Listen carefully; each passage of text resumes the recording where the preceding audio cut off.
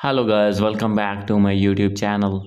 So guys, in this video I'm going to show you how to fix not eligible for the For You feed. So guys, when you have upload any video on your TikTok account and when you have watch your video analysis and facing this type of issue that not eligible for You feed. So guys, easily you can fix this problem. So let's get started without wasting any time.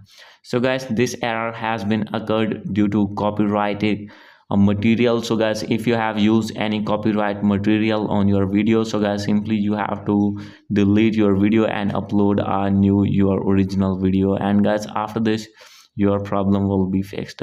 So guys, if your video is original and not have used any copyrighted material on your TikTok, so guys, now you have to open your TikTok app, and guys, after this you have to click on your main profile icon, click on three lines and click on settings and privacy. And guys, from here you have to scroll it down. From here you have to click on report a problem, and guys, now you have to wait and click on account and profile. And guys, after this you have to click on profile page and you need to wait for some seconds. And guys, from here you will see this type of interface, and guys, you have to scroll it down. From here you have to click on other, and guys, you need to wait, scroll it below, click on need more help.